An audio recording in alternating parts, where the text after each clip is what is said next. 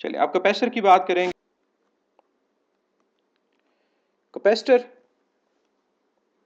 आपको पता है कि कैपेसिटर क्या है? Capacitor is a device which is used to store electric charges. एक ऐसी डिवाइस जो इलेक्ट्रिकल चार्जेस को स्टोर करे, और ऑब्वियसली जब इलेक्ट्रिकल चार्जेस स्टोर होंगे तो हमारे पास इलेक्ट्रिकल एनर्जी स्टोर होती है। इलेक्ट्रिकल पोटेंशियल एनर्जी इसको बोलेंगे, लेकिन हम ये बोलेंगे कि हमारे पास इलेक्ट्रिक पोटेंशियल एनर्जी स्टोर होती है। कैपेसिटर का वर्किंग प्रिंसिपल क्या है? कैपेसिटर का वर्किंग प्रिंसिपल इलेक्ट्रोस्टैटिक्स है। स्टैटिक चार्ज यहाँ पर स्टोर होता है और उसी स्टैटिक चार्ज की फॉर्म में हमारे पास एनर्जी भी स्टोर हो रही होती है। तो वर्किंग प्रिंसिपल इज इलेक्ट्रोस्टैटिक्स। और अगर ऑप्शन में इलेक्ट्रोस्टैटिक्स ना हो, इलेक्ट्रोस्टैटिक इंडक्शन हो, तो हमारे पास ये ऑप्शन भी करेक्ट होगी। कैपेसिटर का सिंबल क्या है? जो पैरेलल प्लेट कैपेसिटर होती है उसका सिंबल दो पैरेलल लाइंस है। ये दो पैरेलल लाइंस आपके पास पैरेलल प्लेट कैपेसिटर को शो करेगा, फिक्स कैपेसिटर को शो करेगा। और अगर इन दो पैरेलल लाइंस के ऊपर एक एरो लग जाए, ये वेरिएबल कैपेसिटर को शो करेगा। और इसके अलावा अगर हमारे पास एक लाइन को कर्व कर दिया जाए तो ये पोलराइज कैपेसिटर को शो करता है। मैं तीनों के नाम नीचे लिख दूं कि हमारे पास अगर फिक्स कैपेसिटर होगा, सिंपल दो पैरेलल लाइंस हैं और ये पैरेलल प्लेट कैपेसिटर की बात हो रही है। अगर मैं ऊपर एक एरो लगा देता हूं, ये वेरिएबल कैपेसिटर को शो करेगा। और अगर एक लाइन को कर्व कर देता हूं, इसका मतलब ये पोलराइज्ड कैपेसिटर है। कैपेसिटर का दूसरा नाम कंडेंसर होता है। तो कई दफा क्वेश्चन में कंडेंसर लिखा होगा, कंडेंसर भी कैपेसिटर के लिए यूज होता है।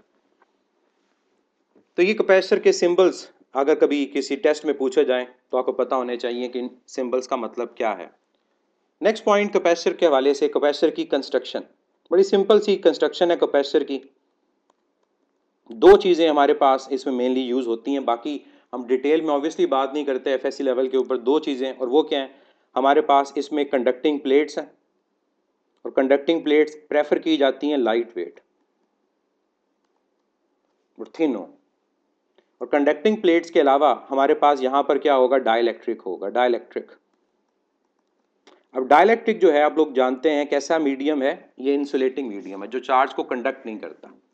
अब डाइलेक्ट्रिक के इन कंडक्टिंग प्लेट्स के दरमियान रखने के क्या फ़ायदे हैं? अगर मैं रिप्रेजेंट करता हूं कि लेट से ये मेरे पास दो कंडक्टिंग प्लेट्स हैं और इन दो कंडक्टिंग प्लेट्स के दरमियान मैंने एक डाइलेक्ट्रिक को इंट्रोड्यूस किया। एक यूज़ तो हम जानते हैं कि इस डाइलेक्ट्रिक के रखने का ये है कि इसकी वजह से ओवरऑल कैपेसिटर की जो कैपेसिटेंस है वो बढ़ जाती है। ये येलो से मैंने एक डाइलेक्ट्रिक मीडियम को रिप्रेजेंट किया। दूसरा इसका फ़ायदा क्या है? दूसरा इसका फ़ायदा यह है कि ये प्लेट्स को आपस में कनेक्ट नहीं होने देगा। और जब ये दो कंडक्टिंग प्लेट्स को आपस में कनेक्ट नहीं होने देगा तो ये चार्ज को कंडक्ट नहीं करवाएगा।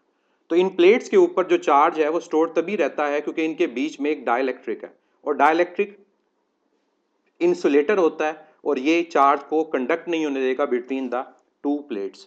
तो कोई भी कैपेसिटर हो, उस कैपेसिटर के मेन जो कंपोनेंट्स हैं वो ये हैं, कंडक्टिंग प्लेट्स और उन कंडक्टिंग प्लेट्स के दरमियान एक डाइलेक्ट्रिक मीडियम जो कि बेसिकली क्या है? इंसुलेटर है। हम मेटल को यहां प्रेफर नहीं करते। नेक्स्ट, कैपेसिटर के हवाले से कैपेसिटर की टाइप्स में ऐसे बता देता हूं। कैपेसिटर को अगर कंस्ट्रक्शन वाइज क्लासिफाई किया जाए तो parallel plate capacitor, spherical capacitor और सिलेंड्रिकल कैपेसिटर। लेकिन जब कैपेसिटर को हम उसकी कैपेसिटेंस वाइज क्लासिफाई करते हैं कि क्या उसकी कैपेसिटेंस चेंज होती है या नहीं होती, तो फिर आपके पास एक कैपेसिटर होगा फिक्स कैपेसिटर और दूसरा कैपेसिटर क्या होगा? Variable capacitor. अब कैपेसिटर कितने चार्ज स्टोर करता है? कैपेसिटर के चार्ज को स्टोर करने की जो एबिलिटी है और ये जो फिजिकल क्वांटिटी है ये कहलाती है कैपेसिटेंस, जिसको हम C से रिप्रेजेंट करते हैं। And what is capacitance? Capacitance is the ability of a capacitor to store electric charges बोल दें या टू स्टोर इलेक्ट्रिक एनर्जी बोल दें। और इवन ये भी कहा जाता है total number of charges stored in a capacitor is called its capacitance. कितने चार्ज कैपेसिटर में स्टोर होते हैं ये उसकी कैपेसिटेंस को रिप्रेजेंट करते हैं। कैपेसिटेंस किस पे डिपेंड करती है? अगर हम कैपेसिटेंस के फार्मूला की तरफ जाते हैं कि हमारे पास कैपेसिटेंस का फार्मूला क्या है, तो उसके लिए हमें कैपेसिटेंस की डिपेंडेंस का पता होना जरूरी है। याद रखिएगा कैपेसिटर डिपेंड करता है ज्योमेट्री ऑफ कैपेसिटर के ऊपर। हमारे पास कैपेसिटर की प्लेट का कॉन्टैक्ट एरिया क्या है, प्लेट्स के दरमियान डिस्टेंस क्या है, प्लेट्स के दरमियान मीडियम क्या है। कैपेसिटेंस की डिपेंडेंस ओवरऑल उसकी ज्योमेट्री के ऊपर होती है। और ज्योमेट्री ऑफ अ कैपेसिटर के अंदर जो वेरिएबल्स हमारे पास इन्वॉल्व हो रहे हैं वो तीन वेरिएबल्स हमारे पास होते हैं। एक वेरिएबल क्या होता है, मीडियम बिटवीन द प्लेट्स, जो बेसिकली डाइलेक्ट्रिक है। कोई कैपेसिटर ऐसा नहीं होगा जिसके दरमियान में मीडियम ना हो। उसके फायदे बता चुका हूं, एक तो चार्ज को कंडक्ट नहीं होने देगा, दूसरा कैपेसिटेंस को बढ़ाएगा। दूसरी चीज हमारे पास होती है कॉन्टैक्ट एरिया। और ये कॉन्टैक्ट एरिया में पॉइंट याद रखें कि अगर मेरे पास एक प्लेट की जो शेप है वो रेक्टेंगुलर है और दूसरी प्लेट की जो शेप है वो सर्कुलर है, तो याद रखिएगा इसमें ओवरऑल एरिया मैटर नहीं करता कि दोनों का एरिया ऐड करेंगे। इसमें एरिया मैटर करेगा जो कॉन्टैक्ट एरिया होगा, जो एक दूसरे के आमने सामने होगा, और इस केस में वो सर्कुलर प्लेट का एरिया होगा। इसी तरह से अगर एक प्लेट रेक्टेंगुलर है और एक ट्रायंगुलर है तो उनमें भी आप ये देखेंगे कि कॉन्टैक्ट एरिया क्या है। उस कॉन्टैक्ट एरिया को यहाँ पर यूज किया जाता है। और हमेशा प्लेट्स पे चार्ज इक्वल होगा। अगर एक प्लेट बड़ी है और एक छोटी है, जितना बड़ी प्लेट पे चार्ज स्टोर होगा कैपेसिटर में, उतना छोटी प्लेट पे चार्ज भी स्टोर होगा। अगर कैपेसिटर की प्लेट में इसमें क्यू चार्ज स्टोर होता है, अगर यहाँ पॉजिटिव क्यू चार्ज स्टोर होगा तो यहाँ नेगेटिव क्यू, और ये मैग्नीट्यूड में इक्वल होंगे। तो ये कॉन्टैक्ट एरिया।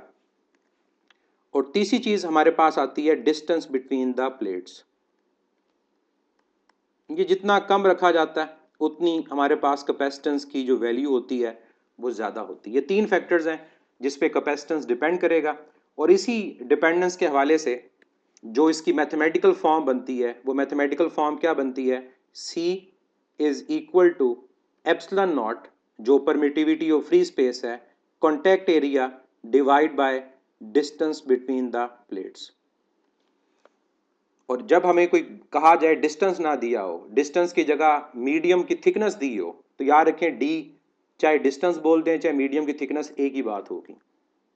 इस फार्मूला में ये तीनों वेरिएबल आ रहे हैं क्योंकि जब capacitance in the presence of dielectric होगा, मीडियम होगा, तो एप्सिलॉन नॉट के साथ एप्सिलॉन आर मल्टीप्लाई हो जाएगा और ये इसकी ओवरऑल परमिटिविटी बन जाएगी, ये epsilon naught into epsilon R. और आप जानते हैं कि एप्सिलॉन आर की वैल्यू 1 से क्या है, ग्रेटर। तो जब आप इन दोनों को कंपेयर करोगे तो आप क्या कहोगे कि capacitance in the presence of dielectric is epsilon R time capacitance in the absence of dielectric, यानी डाइलेक्ट्रिक के आने से हमेशा कैपेसिटेंस बढ़ जाती है। ये है इफेक्ट ऑफ डाइलेक्ट्रिक। और ये वो फैक्टर्स हैं जिन पे कैपेसिटेंस डिपेंड करेगा। अब कहीं पर क्या प्लेट की थिकनेस है, क्या कहीं पर प्लेट का शेप इन्वॉल्व हो रही है, नहीं। तो कभी भी क्वेश्चन आए कि प्लेट की थिकनेस को डबल कर दें या प्लेट की थिकनेस को हाफ कर दें, प्लेट की शेप को चेंज कर दें, इन फैक्टर्स के चेंज होने से कैपेसिटेंस चेंज नहीं होता। ये पॉइंट मैं यहाँ पर एज अ नोट लिख दूं कि capacitance is independent of thickness of the plate.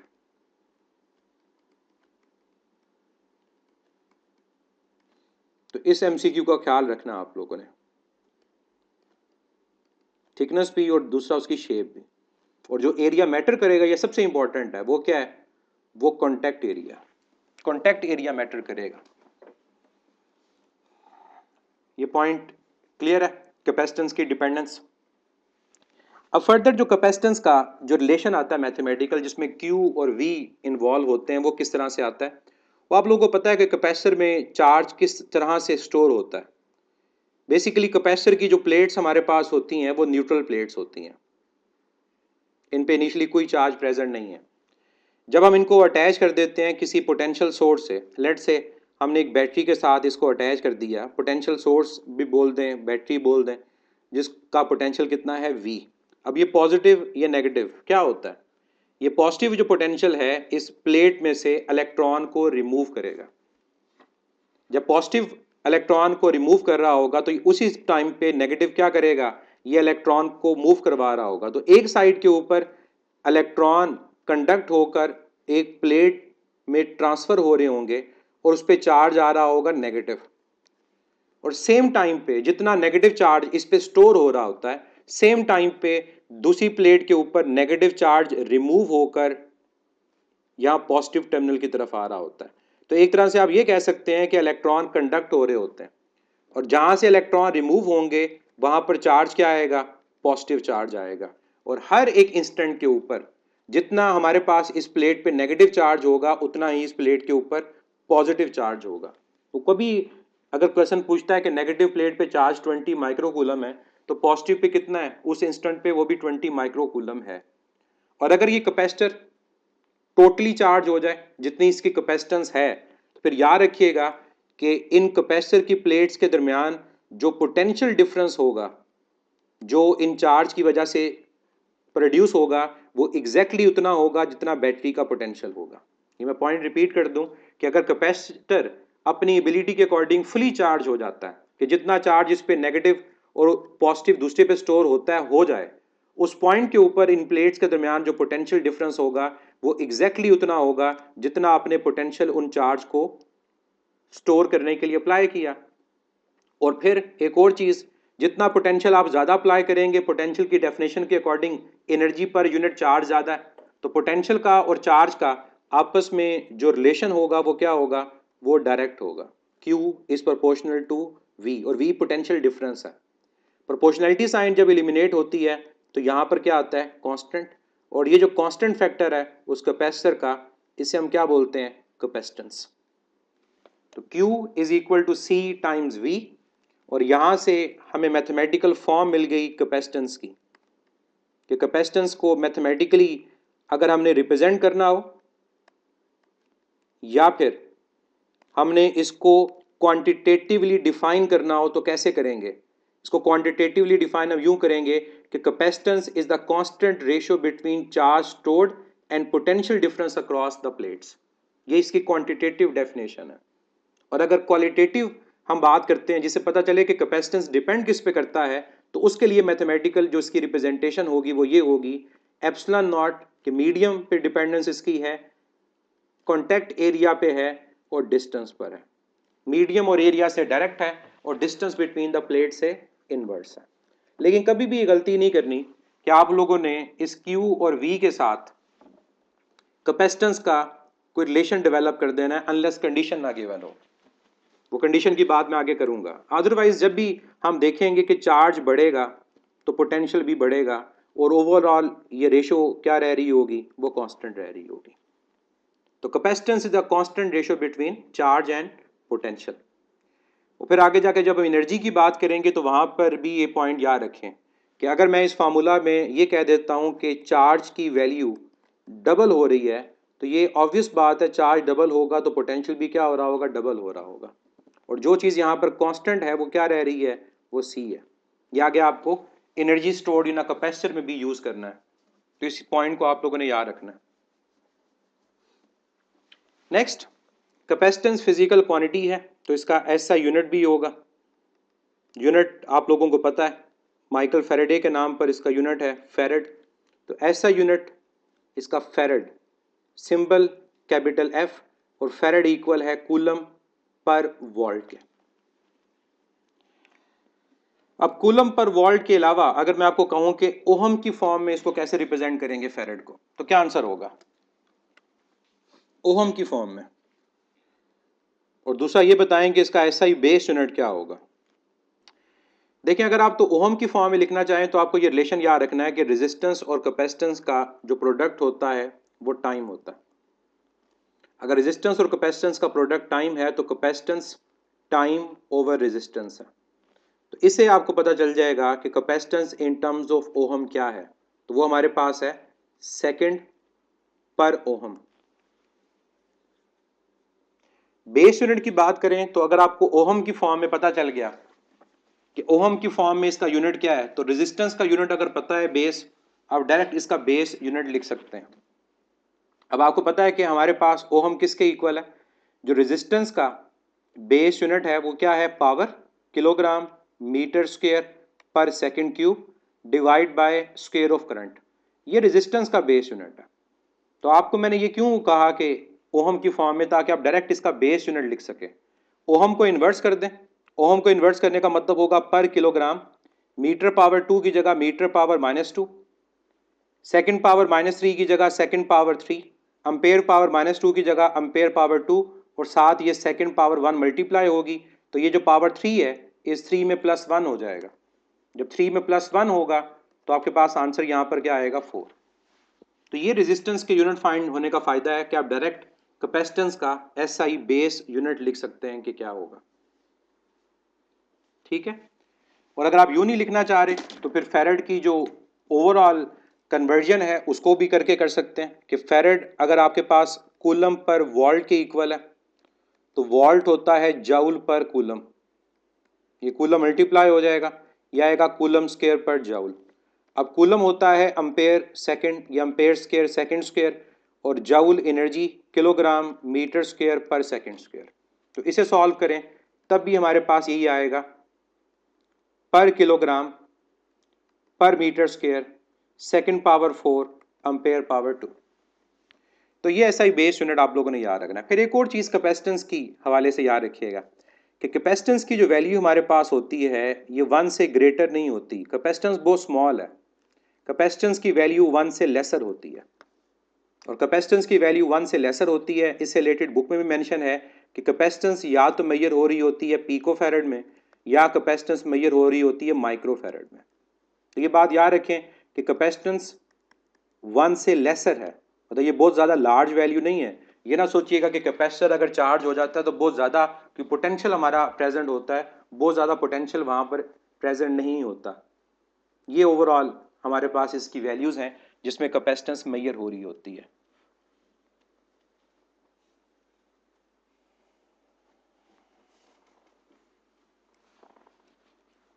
Clear है ये पॉइंट? तो कैपेसिटेंस की बात हमने कर ली, हमने बात कर ली उसकी डिपेंडेंस की कि डिपेंड किस पे करती है, मैथमेटिकल फॉर्म, उसके यूनिट की बात कर ली। अब हम बात करते हैं इफेक्ट ऑफ डाइलेक्ट्रिक की।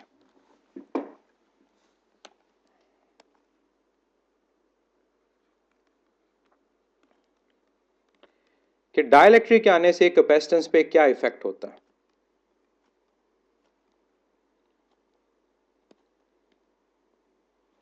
लेकिन चाहे प्लेट कनेक्टेड हो या प्लेट रिमूव्ड हो, चाहे प्लेट कनेक्टेड है प्लेट रिमूव्ड है, आंसर यही है। क्योंकि साइज बहुत स्मॉल होता है नूरुल अमीन, साइज बहुत लार्ज नहीं होता कि बहुत ज़्यादा चार्ज स्टोर करने की एबिलिटी हो। और फिर दूसरी बात, कैपेसिटर बहुत जल्दी चार्ज और डिस्चार्ज होते हैं, तो वो इतनी ज़्यादा एनर्जी परमानेंटली स्टोर भी अपने पास नहीं कर पाते।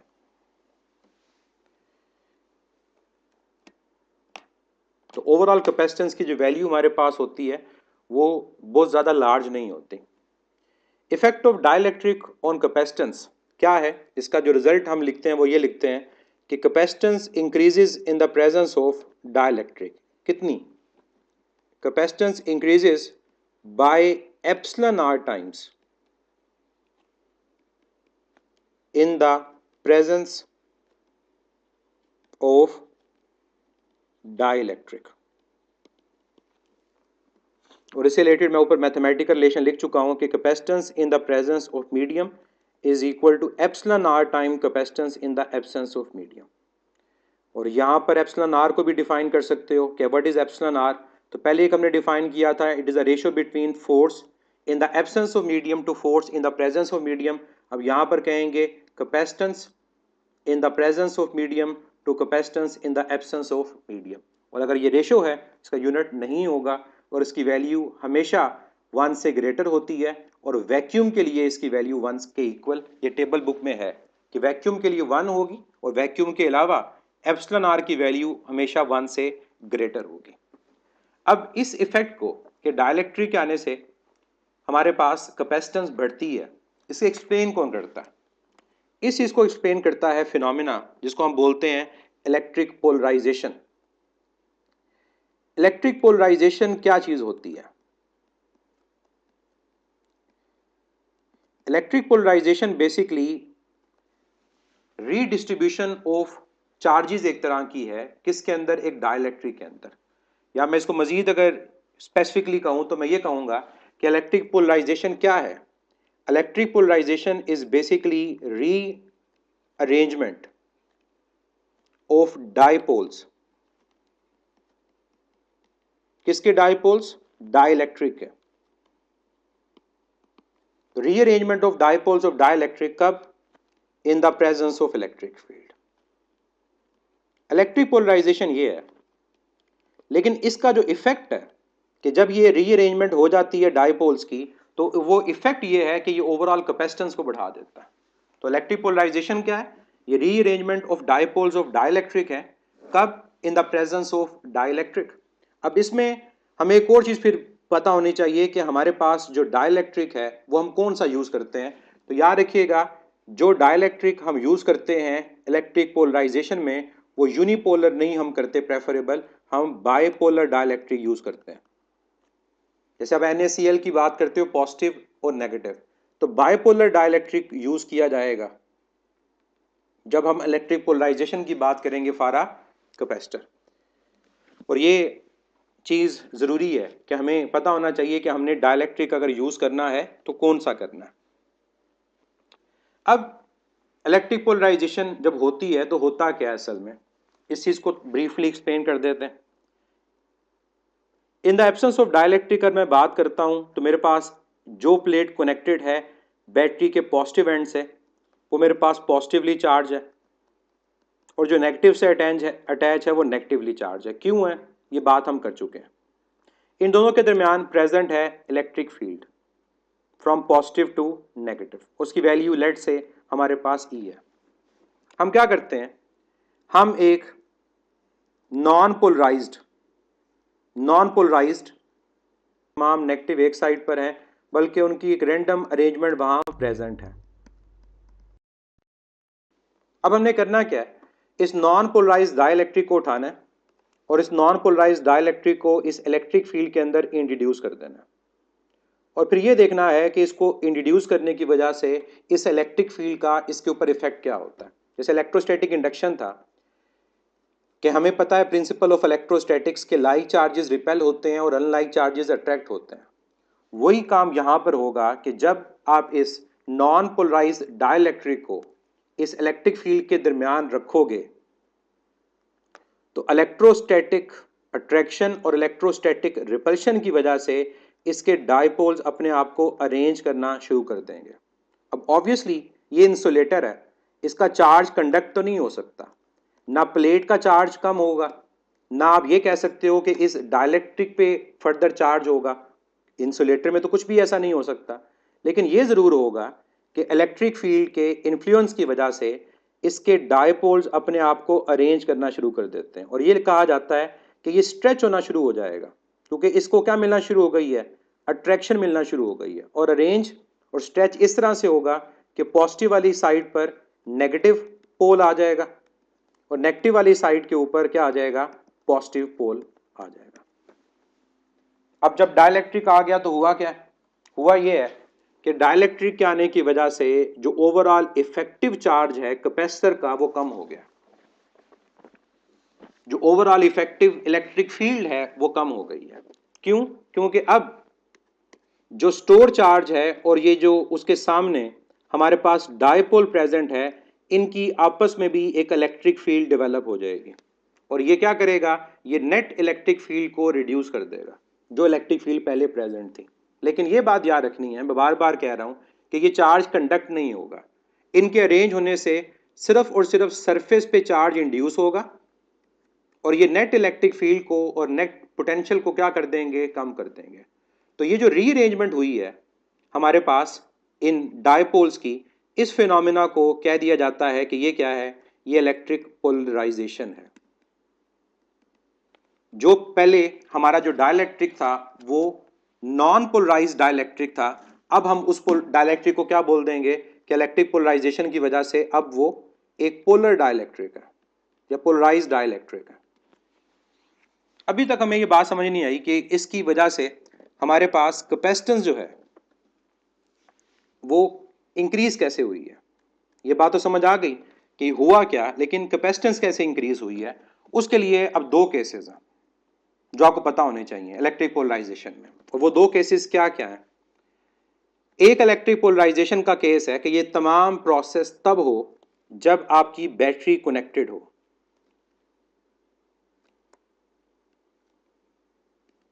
और दूसरा हमारे पास है कि जब बैटरी कनेक्टेड नहीं है, आपकी बैटरी रिमूव्ड है, आपने कैपेसिटर को चार्ज किया और बैटरी को रिमूव कर लिया।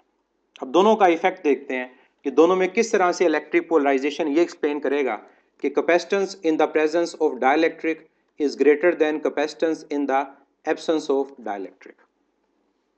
जब बैटरी कनेक्टेड होगी तो बताएगा कि क्या चीज़ कांस्टेंट रहती है, और जब बैटरी रिमूव कर देते हैं तब क्या चीज़ कांस्टेंट रहती है। और दोनों केसेस में डाइलेक्ट्रिक प्रेजेंट है, याद रखिएगा, क्योंकि हम इलेक्ट्रिक पोलराइजेशन की फर्दर बात कर रहे हैं। साहब बताएं भी किस केस में बात कर रहे हैं। जब बैटरी हमारे पास कनेक्टेड होती है तो इसका मतलब ये है कि हमारे इस कैपेसिटर की प्लेट्स के साथ एक एनर्जी सोर्स प्रेजेंट है। और आप जब बैटरी को डिफाइन करते हो कि बैटरी क्या है, तो आप बैटरी के बारे में यही कहते हो कि बैटरी एक ऐसी डिवाइस है जो कांस्टेंट पोटेंशियल डिफरेंस प्रोवाइड करेगी। इसका मतलब जब तक बैटरी कनेक्टेड है कैपेसिटर की प्लेट्स के दरमियान और उसके दरमियान एक डाइलेक्ट्रिक प्रेजेंट है, तो क्या होगा, हमारा जो पोटेंशियल होगा वो कांस्टेंट रहेगा। अब इस पोटेंशियल के कांस्टेंट रहने का मतलब ये है कि इस कैपेसिटर की प्लेट के अक्रॉस जो पोटेंशियल होगा वो अप्लाइड पोटेंशियल के इक्वल होगा। लेकिन हमने क्या देखा था, हमने ये देखा था कि जैसे ही डाइलेक्ट्रिक बीच में आया था तो डाइलेक्ट्रिक के बीच में आने की वजह से जो पोटेंशियल था वो डिक्रीज हो गया था। और पोटेंशियल जब डिक्रीज हुआ था तो दोबारा से पोटेंशियल को कांस्टेंट कैसे किया जा सकता है। जब डाइलेक्ट्रिक को इंट्रोड्यूस करवाया था इफेक्टिव इलेक्ट्रिक फील्ड कम हुई थी, हमारा जो पोटेंशियल था वो कम हो गया था, तो फिर पोटेंशियल कांस्टेंट कैसे रहेगा। उसका आंसर होगा मजीद चार्जेस को स्टोर करके, क्योंकि हमारा जो रिलेशन है वो ये है Q is equal to C into V. Q is equal to C into V. तो अगर आपने पोटेंशियल को कांस्टेंट रखना है तो मजीद चार्जेस को स्टोर करना पड़ेगा, और मजीद जब चार्जेस स्टोर होंगे तब जाकर आपके पोटेंशियल की वैल्यू क्या रहेगी, कांस्टेंट रहेगी। तो फिर आप रिलेशन क्या रहेगी, कांस्टेंट रहेगी। तो फिर आप रिलेशन ज़रा देखें, अगर V कांस्टेंट रखने के लिए चार्ज बढ़ेगा, मजीद चार्ज इन प्लेट्स पे स्टोर होगा, तो चार्ज का और कैपेसिटेंस का आपस में क्या रिलेशन है, डायरेक्ट। तो अल्टीमेटली कैपेसिटेंस भी क्या हो जाएगी, इंक्रीज हो जाएगी। तो मैं यहाँ पर ये रिलेशन लिखूंगा कि जब बैटरी कनेक्टेड होती है तो पोटेंशियल को कांस्टेंट रखने के लिए चार्ज स्टोर मजीद होगा। हम लिखेंगे कि चार्ज पे इफेक्ट क्या होगा, इन the presence of dielectric charge increase होगा। और जब चार्ज इंक्रीज होगा तो चार्ज का और सी का आपस में रिलेशन डायरेक्ट है, तो कैपेसिटेंस की वैल्यू भी क्या करेगी, इंक्रीज करेगी। अब दूसरी तरफ आ जाए, बैटरी रिमूव्ड। अब आपने एक कैपेसिटर को फुली चार्ज किया और फुली चार्ज करने के बाद आपने उसके साथ बैटरी को रिमूव कर दिया। डाइलेक्ट्रिक प्रेजेंट है, डाइलेक्ट्रिक इंसुलेटर है। डाइलेक्ट्रिक तो चार्ज को कंडक्ट नहीं कर सकता जो प्लेट के ऊपर है, और ना सर्किट कंप्लीट है कि यहाँ से चार्ज डिस्चार्ज हो जाए। इसका मतलब जब बैटरी हमारी रिमूव होती है उस केस में जो चीज़ कांस्टेंट रह सकती है वो क्या है, वो चार्ज है। ना तो पहला चार्ज डिस्चार्ज होगा ना मजीद चार्ज स्टोर कर सकते हैं। अब दोबारा अगर मैं इस रिलेशन को अप्लाई करता हूँ, Q is equal to C V. अब Q तो कांस्टेंट है, अब रिलेशन मैं लिखूंगा C is equal to Q by V। अब अगर आपके पास Q की वैल्यू कांस्टेंट, तो C और V का रिलेशन क्या है, इनवर्स। और जब डाइलेक्ट्रिक इंट्रोड्यूस हुआ था तो डाइलेक्ट्रिक के आने की वजह से पोटेंशियल क्या हुआ था, डिक्रीज। पहले तो बैटरी कनेक्टेड थी जिसने पोटेंशियल बढ़ाकर कांस्टेंट कर दिया, लेकिन अब तो कुछ ऐसा नहीं है जो क्या करे, पोटेंशियल को बढ़ाए। तो अब पोटेंशियल जो डिक्रीज होगा वो अल्टीमेटली कैपेसिटेंस को क्या कर देगा, इंक्रीज। तो अब मेरे रिजल्ट क्या होंगे, जब बैटरी रिमूव्ड है चार्ज कांस्टेंट है, जो पोटेंशियल डिफरेंस होगा वो क्या करेगा, डिक्रीज, और कैपेसिटेंस इस केस में भी क्या कर रही होगी, इंक्रीज कर रही होगी। तो ये पॉइंट्स आप लोगों ने याद रखने हैं बैटरी कनेक्टेड के और बैटरी रिमूव्ड के। क्लियर है ये पॉइंट। और यहां मैं एक और पॉइंट आपको लिख दूं कि जब आपका पोटेंशियल डिफरेंस कांस्टेंट है तो याद रखिएगा आपकी इलेक्ट्रिक फील्ड इंटेंसिटी भी क्या रहेगी, वो कांस्टेंट रहेगी। और इस केस में जब आपका पोटेंशियल डिफरेंस डिक्रीज कर रहा है तो याद रखिएगा आपकी इलेक्ट्रिक फील्ड इंटेंसिटी भी क्या कर रही होगी, डिक्रीज कर रही होगी। ये चीज़ भी आप लोगों ने याद रखनी है। अब एनर्जी की बात अभी हमने नहीं की, अभी एनर्जी का जब टॉपिक पढ़ेंगे तो फिर हम उस पॉइंट की बात भी करेंगे, क्या इन केसेस में एनर्जी बढ़ती है या एनर्जी कम होती है, ये चीज़ अभी हमारी रहती है। लेकिन सरफेस चार्ज डेंसिटी को आप यहाँ पर डिफाइन कर सकते हो कि सरफेस चार्ज डेंसिटी पे क्या इफेक्ट होगा, क्योंकि जो electric field intensity between opposite charge plates होती है वो सिग्मा ओवर एप्सिलॉन नॉट होती है। तो ई का और सिग्मा का आपस में क्या रिलेशन है, डायरेक्ट। तो जब आपके पास ई कांस्टेंट रह रहा है तो सिग्मा चार्ज डेंसिटी भी कांस्टेंट रहेगी, लेकिन जब आपके पास ई की वैल्यू डिक्रीज हो रही होगी तो चार्ज डेंसिटी की वैल्यू भी क्या हो रही होगी, वो डिक्रीज हो रही होगी। इसका भी ख्याल रखिएगा कि अगर आप चार्ज डेंसिटी के साथ रिलेशन बनाना चाहो तो आप ई के साथ उसको देख सकते हो। ई कांस्टेंट है तो सिग्मा कांस्टेंट है, अगर ई डिक्रीज करेगा तो सिग्मा डिक्रीज करेगा, सिग्मा किसी भी केस में इंक्रीज नहीं करेगा। मैं लिख भी दूं इसको, इस केस में सिग्मा कांस्टेंट क्योंकि ई कांस्टेंट, और इस केस में अगर ई डिक्रीज कर रहा है तो सिग्मा क्या करेगा, वो डिक्रीज करेगा।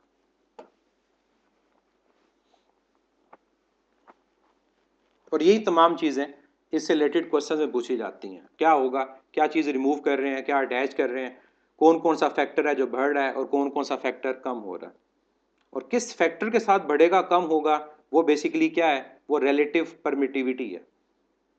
मैं अगर यहाँ पर ये कह रहा हूँ ना कि पोटेंशियल की वैल्यू डिक्रीज कर रही है तो कितनी डिक्रीज करेगी, जो वैक्यूम में थी उसके साथ एप्सिलॉन आर क्या होएगा, डिवाइड होगा। अगर मैं कहता हूँ कि इलेक्ट्रिक फील्ड डिक्रीज कर रही है तो यहाँ भी यही कि इलेक्ट्रिक फील्ड जो पहले वैक्यूम में थी उसके साथ एप्सिलॉन आर डिवाइड होगा। सिमिलरली कैपेसिटेंस अगर इंक्रीज कर रही है तो कितना इंक्रीज कर रही है, epsilon R times capacitance vacuum. ये चीज़ें आप लोगों ने याद रखनी है कि जो वैल्यू अगर बढ़ रही है या वैल्यू कम हो रही है तो कितना बढ़ रही है और कितना कम हो रही है। और लेफ्ट साइड पे भी अगर बात करें चार्ज की कि चार्ज कितना इंक्रीज होगा, तो यहाँ भी याद रखिएगा एप्सिलॉन आर टाइम्स वो चार्ज जो पहले विदाउट डाइलेक्ट्रिक था, इतना इंक्रीज करेगा।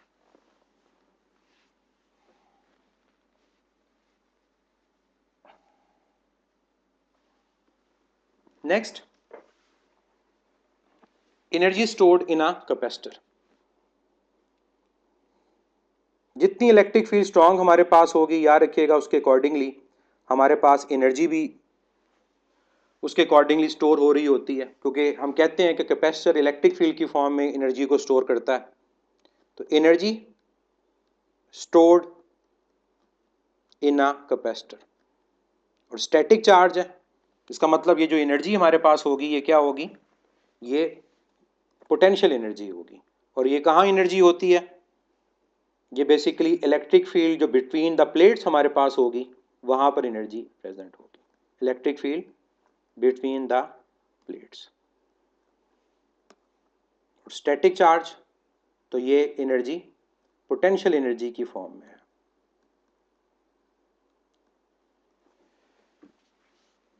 अब energy stored in a capacitor को ऑब्वियसली हमने एक्सप्लेन तो नहीं करना, हमें इसके मैथमेटिकल रिलेशंस का पता होना चाहिए कि जब चार्ज को स्टोर करने में वर्क डन होगा तो वही वर्क एनर्जी की फॉर्म में स्टोर होगा।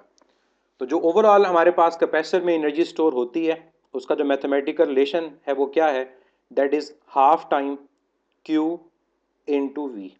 और ये हाफ क्यों आता है, हाफ इस वजह से आता है कि कैपेसिटर की प्लेट के अक्रॉस चार्ज फौरन से मैक्सिमम नहीं हो जाता, चार्ज जीरो से इंक्रीज होकर मैक्सिमम क्यू होगा और सेम टाइम पे पोटेंशियल भी जीरो से इंक्रीज होकर वी होगा। तो ओवरऑल जो पोटेंशियल हमारे पास इन्वॉल्व होगा वो एवरेज पोटेंशियल होगा, क्योंकि नॉर्मली तो हम ये पढ़ते हैं ना फार्मूला कि हमारे पास जो पोटेंशियल डिफरेंस है वो एनर्जी बाय चार्ज के इक्वल है। तो एनर्जी जो होगी वो पोटेंशियल डिफरेंस इनटू चार्ज के इक्वल है। तो इस फार्मूला में ये हाफ कहाँ से आ गया, तो उसका आंसर ये है कि यहाँ पर जो पोटेंशियल डिफरेंस आप यूज कर रहे होते हो वो एवरेज पोटेंशियल होता है, और एवरेज के लिए क्या करते हैं, minimum plus maximum divide by 2, तो वो v/2 के इक्वल आएगा। इस वजह से हमारे इस रिलेशन में 1/2 का फैक्टर इन्वॉल्व हो रहा है।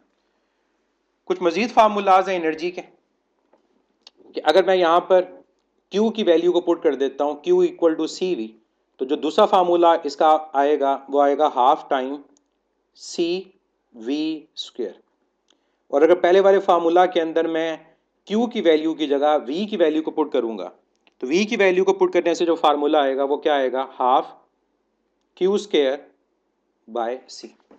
तो ये वेरिएबल्स आप लोगों को याद रखने हैं कि किस किस वेरिएबल की फॉर्म में इसका रिलेशन है। अब फिर इवन इसको n नंबर ऑफ चार्जेस की फॉर्म में भी लिखा जाता है। Q n times charge of electron, तो ये इसका फार्मूला भी है और इससे रिलेटेड एक्सरसाइज में न्यूमेरिकल भी है। अगर आपको प्लेट पे नंबर ऑफ इलेक्ट्रॉन्स गिवन हो कि कितने इलेक्ट्रॉन ट्रांसफर हुए पोटेंशियल V की वजह से, एनर्जी फाइंड करें, तो तब आप ये रिलेशन यूज करते हो। फर्दर इसके जो रिलेशन हमारे पास हैं जो इलेक्ट्रिक फील्ड की फॉर्म में आते हैं, वो कहाँ से आते हैं? जब आप हाफ सी वी स्केयर वाले फार्मूला में C की जगह epsilon not A over D put कर दो और पोटेंशियल डिफरेंस की जगह E D पुट कर दो, तब फार्मूला आता है half epsilon not E square A into D। और इस फैक्टर में जो AD है वो क्या है? वो वॉल्यूम है प्लेट्स का, area multiplied by distance between the plates. और ये फार्मूला जब डायलेक्ट्रिक की फॉर्म में लिखा जाएगा तो half epsilon not epsilon R E square AD। अब आप इस फार्मूला में इजीली देख सकते हैं कि E के अलावा जो बाकी तमाम फैक्टर्स हैं वो कांस्टेंट है। अगर E के अलावा बाकी तमाम फैक्टर्स कांस्टेंट हैं तो ये रिप्रेजेंट करता है कि जितनी इलेक्ट्रिक फील्ड हमारे पास है स्ट्रॉन्ग प्रोड्यूस होती है ओवरऑल, उसी फॉर्म में हमारे पास एनर्जी भी प्रेजेंट होती है। इन्हीं फार्मूला से हम एनर्जी डेंसिटी को भी डिफाइन करते हैं कि what is energy density. Energy density को स्मॉल u से रिप्रेजेंट किया जाता है और ये कहीं पर भी हो, ये वॉल्यूमेट्रिक होती है, energy stored per unit volume. अब कैपेसिटर के केस में जो वॉल्यूम होगा वो प्लेट का area into distance between the plates होगा। तो जो मैंने ऊपर फार्मूला लिखे इनमें AD वॉल्यूम है, तो जब यहाँ पर आप फार्मूला में वैल्यू पुट करोगे AD कैंसिल हो जाएगा, तो ये आएगा half time epsilon not E square और डायलेक्ट्रिक की फॉर्म में half epsilon not epsilon R E square. ये एनर्जी डेंसिटी का फार्मूला है और इसका रिलेशन भी किसके साथ है? इलेक्ट्रिक फील्ड इंटेंसिटी के साथ इसका रिलेशन आपके पास है। और यूनिट आपको पता है एनर्जी डेंसिटी का जो प्रेशर का होता है, ऐसा यूनिट बेस यूनिट वही है, लिखने में जाउल पर मीटर क्यूब है, लेकिन जाउल पर मीटर क्यूब को सॉल्व करेंगे तो न्यूटन पर मीटर स्क्वायर ही आएगा और ये किलोग्राम पर मीटर पर सेकंड स्क्वायर के इक्वल होता है। एनर्जी डेंसिटी हमेशा वॉल्यूमेट्रिक होती है।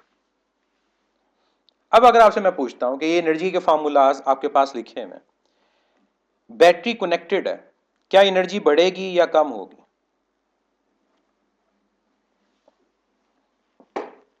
और दूसरा केस अगर बैटरी रिमूव्ड है, क्या एनर्जी बढ़ेगी या कम होगी?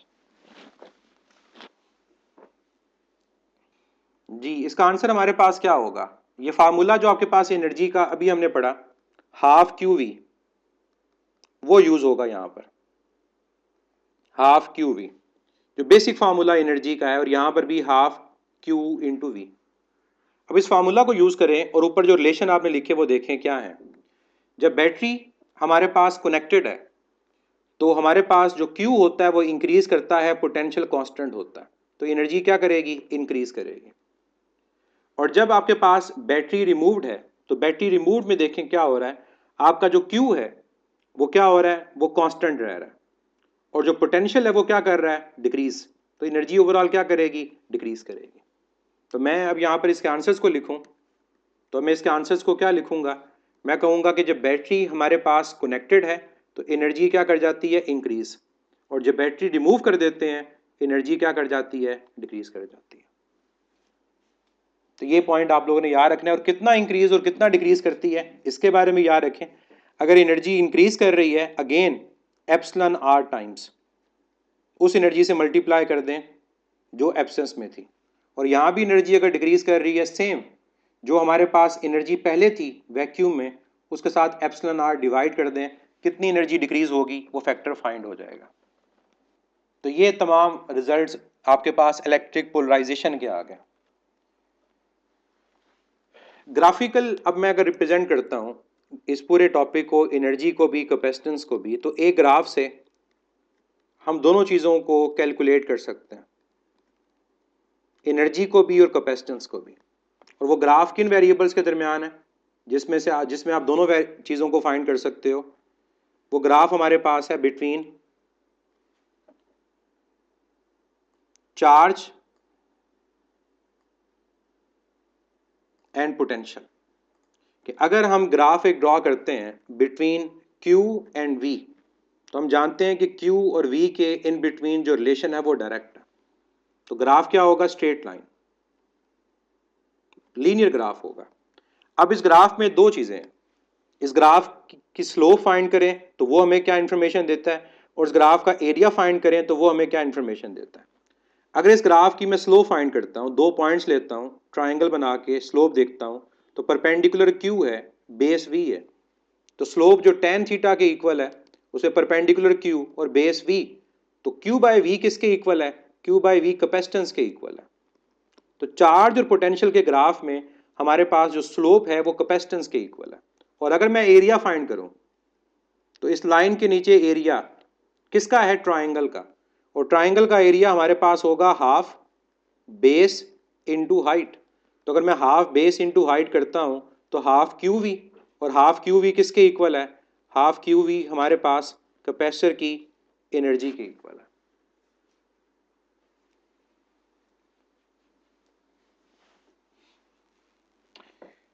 क्लियर है ये पॉइंट कि हमारे पास जो एरिया होंगे वो एरिया और जो हमारे पास स्लोप होगी ग्राफ की वो हमें क्या रिजल्ट्स दे रहे होते हैं। ये चीज़ें आपने याद रखनी है एमसीक्यूज में कि स्लोप क्यू वी ग्राफ का कैपेसिटेंस, और अगर हम एरिया लेंगे क्यू वी ग्राफ का वो क्या आएगा, वो एनर्जी आएगा। एक क्वेश्चन को सॉल्व करें फिर आगे हम इसको देखते हैं, कंटिन्यू करते हैं। क्वेश्चन बड़ा सिंपल सा है कि अगर हमारे पास कैपेसिटर में जो चार्ज है वो डबल हो जाता है तो ओवरऑल एनर्जी कितने टाइम इंक्रीज कर जाएगी। अगर चार्ज स्टोर डबल हो जाए एनर्जी कितने टाइम्स इंक्रीज कर जाएगी। Q is equal to C V का रिलेशन जो है उसके अंदर दो चीज़ें आपस में रिलेट होंगी। अगर Q इंक्रीज हो रहा है तो C इंक्रीज होगा या V इंक्रीज होगा। अगर Q के साथ C इंक्रीज होगा तो V कांस्टेंट है, और अगर Q के साथ V इंक्रीज हो रहा होगा तो C कांस्टेंट है। इसको ख्याल रखिएगा, बाकी लोग भी यह याद रखें कि जो रिजल्ट है वो किस तरह से वेरी करेगा। जी इसका आंसर हमारे पास क्या आएगा, 4 टाइम्स, बिल्कुल 4 टाइम्स एनर्जी इंक्रीज करेगी। ये बात मैं ऊपर बता चुका हूं आपको कि हमारे पास अगर चार्ज की वैल्यू डबल होती है तो हमारे पास जो वोल्टेज है उसकी वैल्यू भी डबल होगी। तो एनर्जी के फार्मूला के अंदर दोनों वेरिएबल्स हैं, क्यू भी है वी भी है, और दोनों अगर वैल्यूज हमारे पास डबल हो गई, 2Q और ये 2V, तो 2 इंटू 2 क्या आएगा, 4। तो एनर्जी कितनी हो जाएगी, एनर्जी 4 टाइम्स हो जाएगी हाफ क्यू वी के, यानी एनर्जी विल इंक्रीज 4 टाइम्स। अब सवाल पूछने का मकसद आपको सिर्फ एक रिलेशन बताना है कि अगर हम एनर्जी के रिलेशन को Q के साथ और V के साथ लिखते हैं तो वो रिलेशन क्या होगा। एनर्जी का Q के साथ और V के साथ रिलेशन क्या होगा, क्या पावर 1 के साथ होगा या पावर 2 के साथ होगा। तो याद रखिएगा एनर्जी का Q की पावर 2 के साथ रिलेशन होता है, और इसी तरह एनर्जी का V की पावर 2 के साथ रिलेशन होता है, पावर 1 के साथ रिलेशन नहीं होता। अगर आपका चार्ज डबल होगा एनर्जी तब भी 4 टाइम्स, और अगर आपका वोल्टेज डबल होगा एनर्जी तब भी 4 टाइम्स ही होगी। और ये बात ऊपर आप फार्मूला से देख सकते हो, इस फार्मूला में V की पावर 2 के साथ रिलेशन है, C कांस्टेंट है। यहां पर चार्ज की पावर 2 के साथ रिलेशन है और C क्या है, कांस्टेंट है। और जो पहला फार्मूला है हाफ क्यू वी, उसमें ना तो कांस्टेंट है Q ना कांस्टेंट है V, इस वजह से Q डबल होगा तो V भी डबल होगा, एनर्जी कितनी हो जाएगी, 2 इंटू 2 4 टाइम्स। लेकिन अगर आपको वो कंडीशन दे दी जाए कि बैटरी कनेक्टेड और बैटरी रिमूव्ड, तो फिर मैंने आपको ऊपर रिलेशन बता दी हैं, फिर डाइलेक्ट्रिक जो कांस्टेंट होगा उसके साथ आप रिलेशन बनाकर एनर्जी को कैलकुलेट करोगे कि एनर्जी कितनी हो रही है। इसी तरह से जब मैंने ग्राफ की बात की तो कई दफ़ा एग्जामिनर आपको Q और V के ग्राफ देकर कंपैरिजन के क्वेश्चन भी पूछेगा कि अगर मेरे पास ये A है ये B है, B इंक्लाइंड है 30 डिग्री पर, A इंक्लाइंड है 60 डिग्री पर, तो ये बताएं कि CA और CB कैपेसिटेंस की रेशो किसके इक्वल है, 3:1। देखते हैं आंसर करेक्ट है या इनकरेक्ट है। अभी मैंने बताया कि हमारे पास Q और V ग्राफ के अंदर जो स्लोप है जिसको हम tan थीटा बोलते हैं वो कैपेसिटेंस के इक्वल है। इसका मतलब अगर मुझे यहाँ कैपेसिटेंस की रेशो कैलकुलेट करनी है तो मुझे tan थीटा की रेशो कैलकुलेट करनी है, tan theta A over tan theta B। अब जो A का एंगल है वो 60 है और जो B का एंगल हमारे पास है वो 30 है, तो tan 60 अंडर रूट 3 होता है, tan 30 1/√3 होता है, तो √3 इंटू √3 3:1 आंसर। इसका मतलब ये है कि ए की जो कैपेसिटेंस है वो 3 टाइम्स है बीट से। तो स्लोप के ग्राफ, एरिया के ग्राफ मुश्किल नहीं होते, ये आप लोगों को रीड करना आने चाहिए।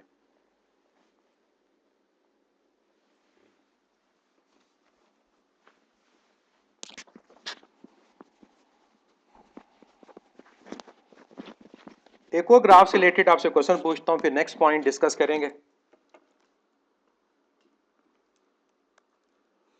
अगर एक ग्राफ ड्रॉ किया जाए बिटवीन सी एंड वी, अगर एक ग्राफ ड्रॉ किया जाए between C and we,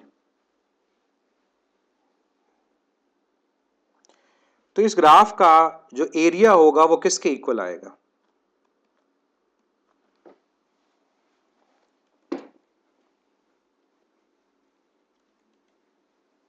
graph की जो शेप होगी वो कुछ इस किस्म की होगी, कर्व।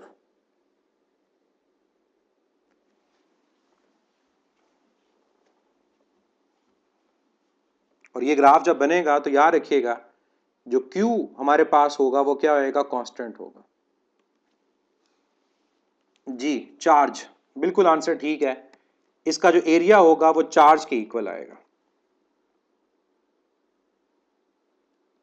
और रीजन बड़ी सिंपल सी है।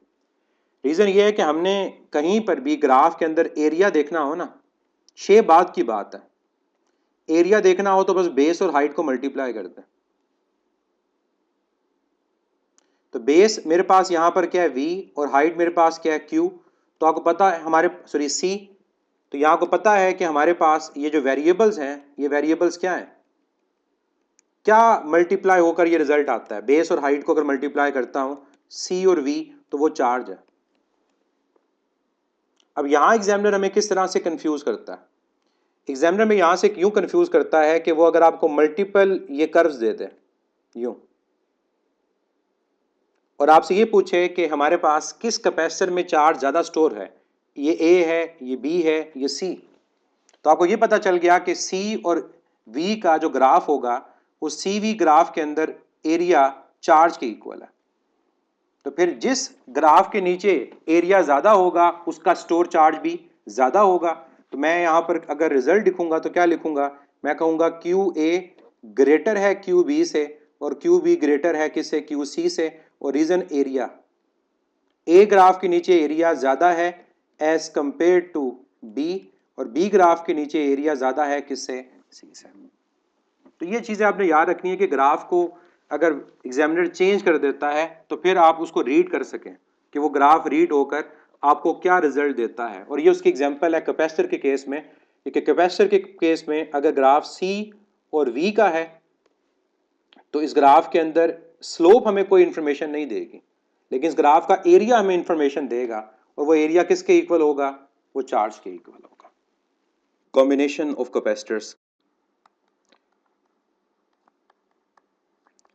जब हमने स्प्रिंग्स की बात की थी, स्प्रिंग कांस्टेंट की, तो वहाँ मैंने बताया था कि जो हमारे पास स्प्रिंग कांस्टेंट के कॉम्बिनेशंस हैं, कि जब स्प्रिंग्स को पैरेलल में लगाते हैं तो स्प्रिंग कांस्टेंट की वैल्यू बढ़ जाती है, और जब सीरीज़ में लगाते हैं तो स्प्रिंग कांस्टेंट की वैल्यू कम हो जाती है। सेम रिजल्ट यहाँ भी याद रखें कि कैपेसिटर्स भी जब पैरेलल में अटैच होते हैं तो कैपेसिटेंस बढ़ती है, और जब कैपेसिटर सीरीज़ में अटैच होते हैं तो कैपेसिटेंस कम होती है। तो कॉम्बिनेशन ऑफ कैपेसिटर्स हमारे पास दो हैं, एक हमारे पास है सीरीज़ कॉम्बिनेशन और दूसरा हमारे पास है पैरेलल कॉम्बिनेशन। अब सीरीज कॉम्बिनेशन के लिए एक और जो वर्ड यूज होता है वो ये है कि एंड टू एंड अगर कैपेसिटर अटैच हो, कि एक कैपेसिटर की प्लेट हमारे पास एडजेसेंट जो नेक्स्ट कैपेसिटर की प्लेट है उससे अटैच हो एंड टू एंड एक लाइन में, तो ये सीरीज है। और जब भी कैपेसिटर या रेजिस्टर या स्प्रिंग अटैच होते हैं साइड बाय साइड या फेस बाय फेस, तो ये कॉम्बिनेशन हमारे पास कहलाता है पैरेलल कॉम्बिनेशन। अब सीरीज कॉम्बिनेशन को समझने के लिए एग्जांपल हम ले लेते हैं कि लेट से हमारे पास तीन कैपेसिटर्स हैं C1, C2 और C3 कैपेसिटेंस के, और वो अटैच हैं एंड टू एंड एक पोटेंशियल सोर्स के साथ, और वो पोटेंशियल सोर्स हमारे पास है V, मतलब एक बैटरी आप बोल सकते हैं या सोर्स ऑफ पोटेंशियल V। अब सीरीज में क्या होता है? हम जानते हैं कि जब कैपेसिटर सीरीज में अटैच होंगे तो हर कैपेसिटर के अक्रॉस जो स्टोर चार्ज होगा वो सेम होगा। और किसके इक्वल होगा? ये टोटल चार्ज के इक्वल होगा। मतलब अगर टोटल इस सर्किट का जो चार्ज है वो क्यू है तो हर एक कैपेसिटर के अक्रॉस क्यू चार्ज स्टोर हो रहा होगा। जब पोटेंशियल की बात करें तो जैसे सीरीज में पोटेंशियल रेजिस्टर में आपका डिवाइड हो जाता है, इसी तरह कैपेसिटर में भी आपका ओवरऑल पोटेंशियल डिवाइड होगा। Means total potential V1 plus V2 plus V3 के इक्वल आएगा। अगर एग्जामिनर आपको कहता है कि आप 3 वोल्ट मीटर अटैच कर देते हैं, एक C1 के क्रॉस वोल्ट मीटर अटैच है, एक C2 के क्रॉस अटैच है और एक C3 के क्रॉस अटैच है, तो C1 के क्रॉस पोटेंशियल V1, C2 के क्रॉस V2, C3 के क्रॉस V3, तो इन तीनों का सम लेंगे तो तब टोटल पोटेंशियल के इक्वल आएगा। और ये पोटेंशियल किस बेस पे डिवाइड होता है? ये पोटेंशियल कैपेसिटेंस की बेस पे डिवाइड होगा। हम रिलेशन लिखते हैं C is equal to Q by V, तो V is equal to Q by C। क्या रिलेशन बना? इनवर्स। मींस जिस कैपेसिटर की कैपेसिटेंस कम होगी उसके क्रॉस पोटेंशियल ज्यादा होगा। तो एग्जामिनर अगर हमें कहता है कि ये कैपेसिटर 2 माइक्रोफैराड है, ये 6 है और ये 8 है, तो जिसकी कैपेसिटेंस कम होगी उसके क्रॉस वोल्टेज ज्यादा होगा। और अगर तीनों कैपेसिटर की कैपेसिटेंस इक्वल है तो वोल्टेज इक्वली डिवाइड हो रहा होगा। मींस अगर ये 12 वोल्ट है और तीनों कैपेसिटर C माइक्रोफैराड के हैं तो 12 को 3 पार्ट्स में डिवाइड करें, 4 माइक्रोफैराड ईच कैपेसिटर के अक्रॉस स्टोर हो रहा होगा। ये जो रिजल्ट है वोल्टेज का, इसी वोल्टेज के रिजल्ट की बेस पे इक्विवेलेंट कैपेसिटेंस कैलकुलेट होती है। और सीरीज के केस में जो इक्विवेलेंट कैपेसिटेंस है 1 over C equivalent is equal to 1 over C1 plus 1 over C2 plus 1 over C3। और ये रिजल्ट हमें क्या बताता है? ये रिजल्ट हमें ये बताता है कि सीरीज में जब कैपेसिटर अटैच होंगे तो जो इक्विवेलेंट कैपेसिटेंस होगी वो सीरीज में अटैच स्मॉलेस्ट कैपेसिटेंस से भी कम होगी। यानी अगर मैं कहता हूं कि एक कैपेसिटर 2 माइक्रोफैराड का है, एक 6 का और एक 8 का, तो जो हमारी इक्विवेलेंट वैल्यू आएगी वो 2 माइक्रोफैराड से भी लेसर आएगी। ये चीज आप लोगों ने याद रखनी है। फिर एक और कंडीशन याद सीरीज में याद रखें कि अगर आपके पास n नंबर ऑफ कैपेसिटर्स हों, for n number of capacitors each of capacitance C,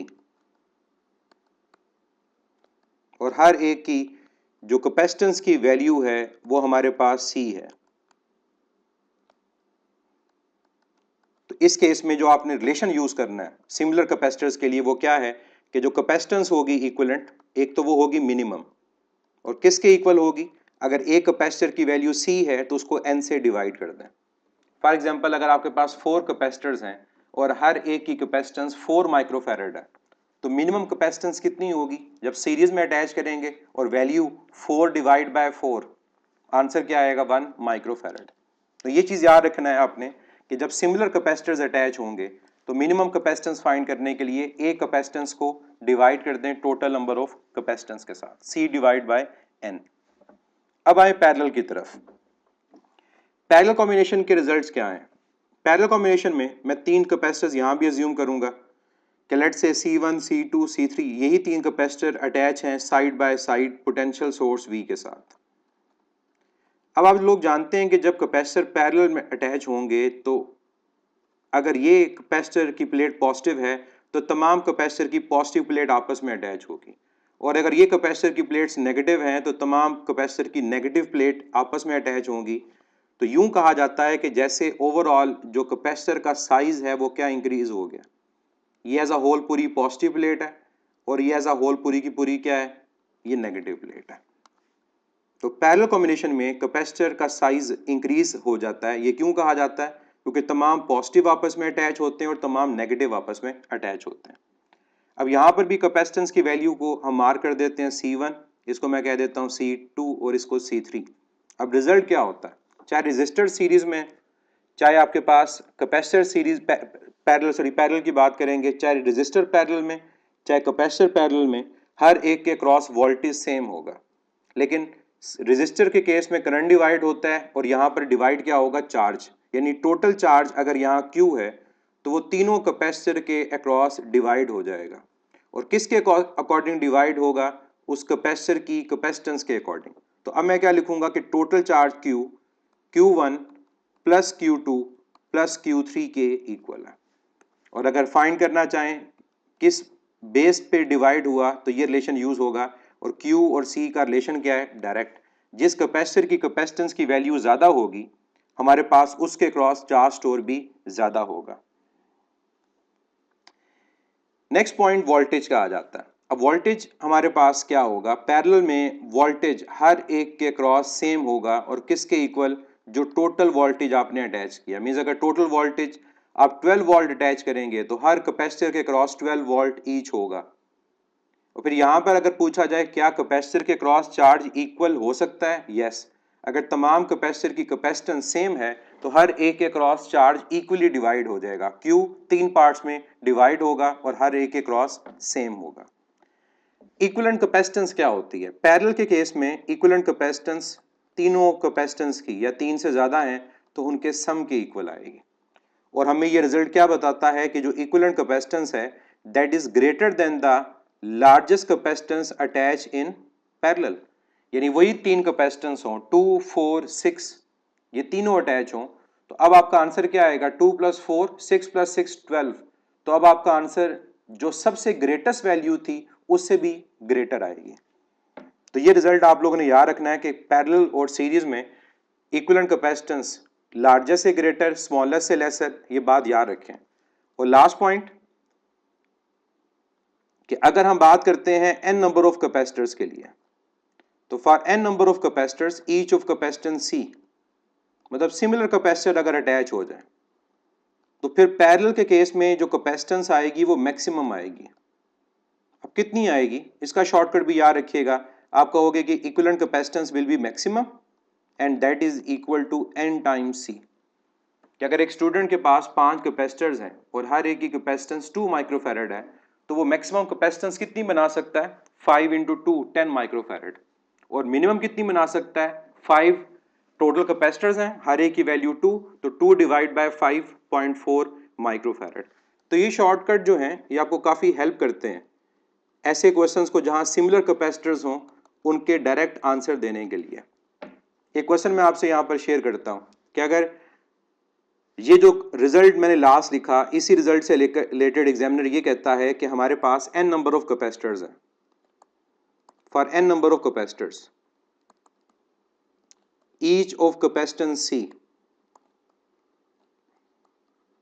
what will be the ratio between maximum and minimum capacitance. Maximum और मिनिमम कैपेसिटेंस की रेशियो क्या आएगी, क्या आंसर देंगे आप लोग। For n number of capacitors each of capacitance C, और C की जगह कोई भी वैल्यू हो सकती है, तो मैक्सिमम और मिनिमम कैपेसिटेंस की रेशियो क्या आ रही होगी। ये शॉर्टकट ऊपर लिखे हुए, इनको आप यूज करेंगे, आप रिजल्ट बता सकते हैं। जी n² आंसर आएगा, बिल्कुल आंसर आपका करेक्ट है, क्योंकि मैक्सिमम जो कैपेसिटेंस है वो ये है NC, और जो मिनिमम कैपेसिटेंस है वो क्या है C/n।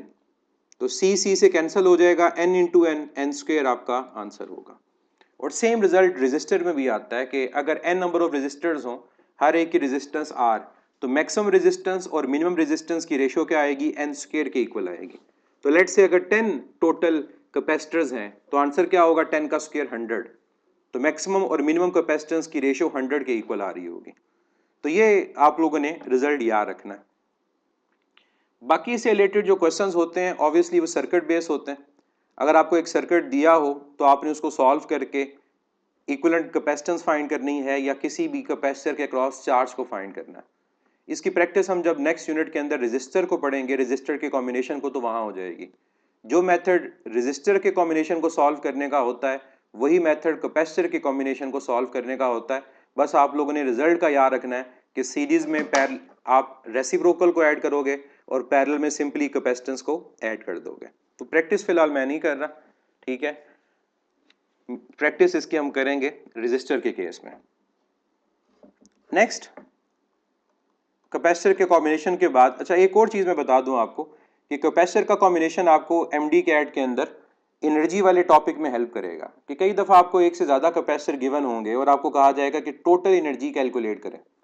तो उस केस में क्या करना पड़ेगा, आपको पहले उसका इक्विवेलेंट कैपेसिटेंस फाइंड करनी पड़ेगी और फिर इक्विवेलेंट कैपेसिटेंस फाइंड करने के बाद ही आप ओवरऑल एनर्जी को कैलकुलेट कर सकेंगे। तो ये आप लोगों ने ख्याल रखना है कि आपका यूज सिर्फ ये नहीं है कि आपके एमडी कैट के सिलेबस में मेंशन नहीं है तो यूज़ नहीं हो सकता। एनर्जी के टॉपिक में भी आप इस चीज़ को अप्लाई कर सकते हो अगर वहाँ पर कॉम्बिनेशन से रिलेटेड क्वेश्चन आ जाता है। नेक्स्ट मैं ब्रीफली बात करूंगा charging and discharging of capacitor को। इसके जो मेन पॉइंट्स हैं उनको हम रिवाइज करेंगे। Charging and discharging of capacitor, इसके लिए मैं एक सर्किट लेता हूं, एक आरसी सर्किट मींस एक सर्किट जिसमें कैपेसिटर और रेजिस्टर अटैच है। किसके साथ अटैच है? एक बैटरी के साथ, एक पोटेंशियल सोर्स के साथ, और यहाँ पर हमारे पास एक स्विच प्रेजेंट है। इस स्विच के टर्मिनल्स को मैं नाम दे देता हूँ ए, बी और सी। सेम सर्किट जो चार्जिंग में हम कंसीडर करेंगे उस सेम सर्किट को हम डिस्चार्जिंग में भी कंसीडर कर रहे होंगे।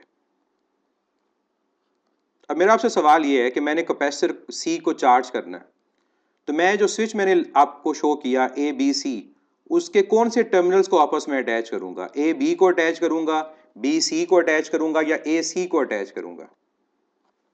और जब कैपेसिटर को डिस्चार्ज करना है तो तब मैं कौन से टर्मिनल्स को आपस में अटैच करूंगा?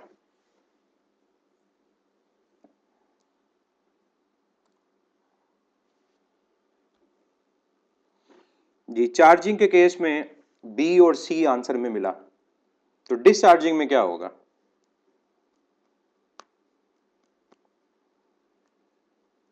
बिल्कुल, बी एंड सी चार्जिंग और ए एंड बी डिस्चार्जिंग में। तो कैपेसिटर को अगर आपने चार्ज करना है तो आपको बी और सी के टर्मिनल्स को आपस में अटैच करना पड़ेगा। तो करंट फ्लो करेगा बैटरी के पॉजिटिव टर्मिनल से नेगेटिव टर्मिनल की तरफ, और जब करंट पॉजिटिव से नेगेटिव टर्मिनल की तरफ मूव करेगा तो आप लोग क्या देखेंगे कि कैपेसिटर की जो प्लेट पॉजिटिव से अटैच है वो पॉजिटिव चार्ज हो जाएगी और जो नेगेटिव से अटैच है वो नेगेटिव चार्ज हो जाएगी। अगर मैं यहां करंट की डायरेक्शन आपसे पूछूं तो करंट की डायरेक्शन क्या है? क्लॉकवाइज या एंटी क्लॉकवाइज चार्जिंग में? तो आप देख सकते हैं कि करंट की जो डायरेक्शन हमारे पास है वो क्या है? वो क्लॉकवाइज है। अब आ जाएं डिस्चार्जिंग में। अब डिस्चार्जिंग के केस में मुझे बैटरी को रिमूव करना पड़ेगा, और बैटरी रिमूव करने के लिए मैं बी और ए को आपस में अटैच करूंगा ताकि बैटरी डिस्कनेक्ट हो जाए। अब जब बैटरी डिस्कनेक्ट होगी तो जो कैपेसिटर चार्ज हुआ था वो बिहेव करेगा as a potential source, as a battery, और अब करंट जो फ्लो करेगा वो कैपेसिटर के पॉजिटिव प्लेट से कैपेसिटर के नेगेटिव प्लेट की तरफ मूव करेगा, और जितनी कैपेसिटर के क्रॉस एनर्जी स्टोर हुई थी वो सारी रेजिस्टर के cross as a heat loss हो जाएगी। अब सर्किट में करंट की डायरेक्शन को देखें।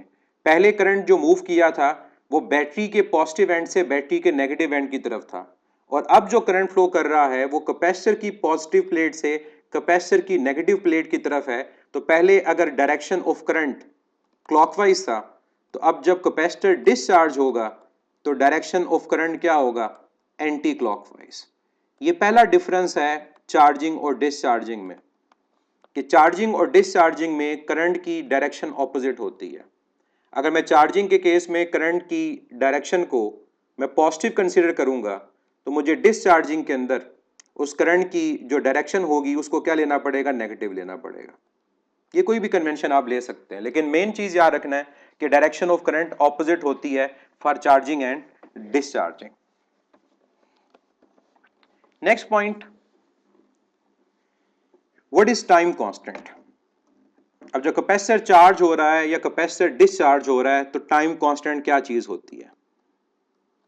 टाइम कांस्टेंट को मैथमेटिकल अगर देखें तो टाइम कांस्टेंट प्रोडक्ट होता है रेजिस्टेंस और कैपेसिटेंस का, और इसको टॉ से रिप्रेजेंट किया जाता है जो टॉर्क का सिंबल होता है। अब चार्जिंग के लिए टाइम कांस्टेंट क्या है और डिस्चार्जिंग के लिए टाइम कांस्टेंट क्या है? For charging time constant is the time during which, ये वो एक कांस्टेंट टाइम है जिसमें क्या होगा? 63% ऑफ द टोटल चार्जेस, कि अगर टोटल चार्जेस मेरे पास 100 है तो 63 चार्जेस उसके क्या होंगे? स्टोर हो जाएंगे। तो 63% of the total charges will be stored. ये है किसी भी आरसी सर्किट के अंदर टाइम कांस्टेंट की वैल्यू फॉर चार्जिंग। और डिस्चार्जिंग के लिए ये टाइम क्या है? डिस्चार्जिंग के लिए कहते हैं कि डिस्चार्जिंग में time constant is the time during which 37% of the total charges will be discharge या यूटिलाइज्ड। ये टाइम कांस्टेंट की वैल्यू है। और याद रखिएगा टाइम कांस्टेंट जो है वो इक्वल है चाहे वो चार्जिंग है या डिस्चार्जिंग है। अगर एक कैपेसिटर 5 ओम का है और कैपेसिटेंस 20 माइक्रोफैरड है तो आप 20 माइक्रोफैरड को 5 ओम से मल्टीप्लाई करोगे, टाइम कांस्टेंट की वैल्यू आ जाएगी। और वो वैल्यू चार्जिंग और डिस्चार्जिंग दोनों के लिए सेम होगी, लेकिन उसमें होने वाली एक्टिविटी डिफरेंट होगी। चार्जिंग में वो एक्टिविटी ये होगी कि 63% टोटल चार्जेस के स्टोर होंगे और डिस्चार्जिंग में वो एक्टिविटी होगी कि 37% आपके टोटल चार्जेस के डिस्चार्ज हो जाएंगे। अब नेक्स्ट पॉइंट आता है कि हमारे पास चार्ज अगर फाइंड करना हो एट एनी इंस्टेंट, जिसके अंदर ये टाइम कांस्टेंट की यूटिलाइजेशन भी हम देखेंगे कि अगर आप टाइम टी के बाद फाइंड ये करना चाहते हैं कि कितने चार्ज स्टोर हो गए हैं और कितने चार्ज डिस्चार्ज हो गए हैं, तो इसका रिलेशन क्या है? चार्जिंग में इसका रिलेशन होता है Q is equal to Q naught. Q आपका इंस्टेंटेनियस चार्ज है, Q नॉट आपका टोटल चार्ज है, इनटू 1 माइनस ई कांस्टेंट होता है 2.7 इसकी वैल्यू है, raise to power minus T जिस टाइम पे चार्ज फाइंड करना है, डिवाइड बाय आरसी, और आरसी क्या है? टाइम कांस्टेंट है। और डिस्चार्जिंग के लिए चार्ज फाइंड करने का फार्मूला क्या है कि जो उस टाइम पे चार्ज होगा total charge times E raise to power minus T over R C के इक्वल होगा। और ये जो ऊपर आप लोगों ने एक स्टेटमेंट लिखी है वो स्टेटमेंट यहीं से ड्राइव होती है। अगर आप इन फार्मूलाज के अंदर टाइम कांस्टेंट को सब्स्टिट्यूट कर दें कि जो टाइम है वो आर सी के इक्वल है, यानी आप टाइम कांस्टेंट के अकॉर्डिंग चार्ज को कैलकुलेट करना चाहते हैं तो आप सॉल्व करके देख सकते हैं। कैलकुलेटर के अलावा सॉल्व नहीं होगा कि जब मैं टाइम यहाँ पर आर सी पुट करूंगा तो मेरे पास ये वैल्यू आएगी 0.63 ऑफ क्यू नॉट, और ये परसेंटेज वाइज 63% होगी टोटल चार्ज के। और जब यहाँ पर मैं टाइम की वैल्यू पुट करूंगा टाइम कांस्टेंट तो चार्ज कितना आएगा? 0.37 ऑफ क्यू नॉट, और परसेंटेज में कितना है? ये 37% है टोटल चार्ज का।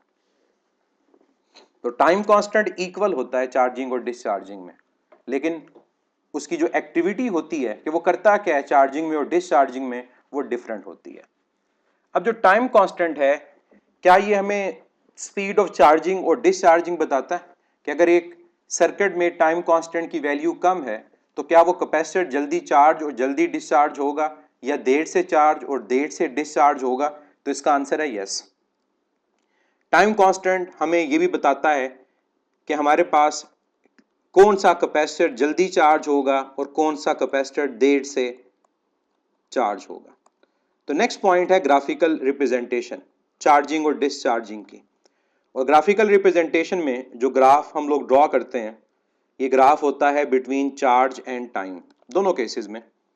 और इसमें हम कंपेयर करते हैं कि अगर दो सर्किट्स हों, एक का टाइम कांस्टेंट कम हो और एक का ज़्यादा हो, तो फिर कौन चार्ज करेगा जल्दी, कौन डिस्चार्ज करेगा जल्दी, ये बातें हम करेंगे। तो चार्जिंग के केस में मैं ग्राफ ड्रॉ करूं कि टाइम बढ़ रहा है, दो ग्राफ मैं ड्रॉ करूंगा, एक को ग्रीन से मैं रिप्रेजेंट कर देता हूं और एक को मैं पिंक से रिप्रेजेंट कर देता हूं। और दोनों ग्राफ एक्सपोनेंशियल होंगे क्योंकि पावर में पता है कि 1 नहीं है, लीनियर रिलेशन नहीं होगा।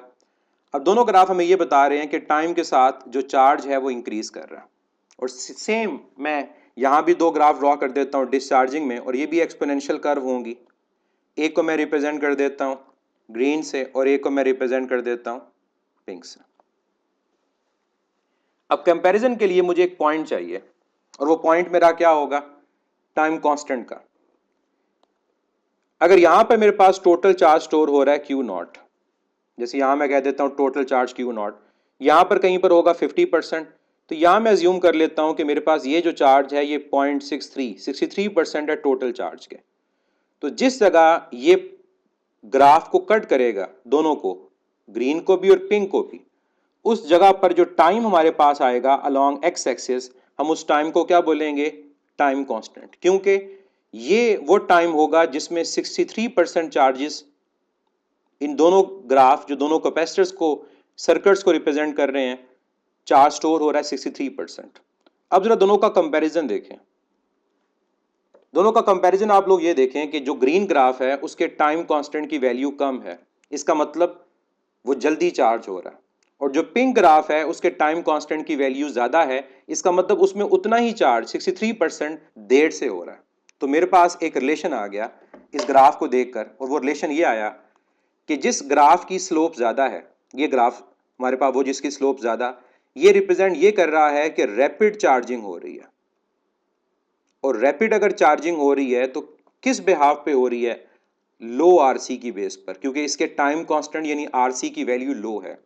तो हमें रिजल्ट ये मिला कि जिस कैपेसिटर की कैपेसिटेंस की वैल्यू कम होगी उसके टाइम कांस्टेंट की वैल्यू भी कम होगी और वो रैपिडली चार्ज होगा। और समझ भी आती है, कैपेसिटेंस कम है, चार्ज ने कम स्टोर होना है, जल्दी चार्ज हो जाएगा। और दूसरे केस में अगर मैं देखता हूं, पिंक वाले केस में स्लोप कम है, उसमें टाइम कांस्टेंट की वैल्यू ज़्यादा, उसमें उतना ही चार्ज देर से हो रहा है। मैं कहूँगा ये ग्राफ हमें ये रिप्रेजेंट करेगा कि चार्जिंग जो है वो स्लो है, और स्लो अगर चार्जिंग है तो इसके आरसी की वैल्यू क्या है? वो ज़्यादा है। यानी आरसी की वैल्यू अगर हमारे पास ज़्यादा है, टाइम कांस्टेंट की वैल्यू ज़्यादा है, तो चार्जिंग क्या होएगी? स्लो।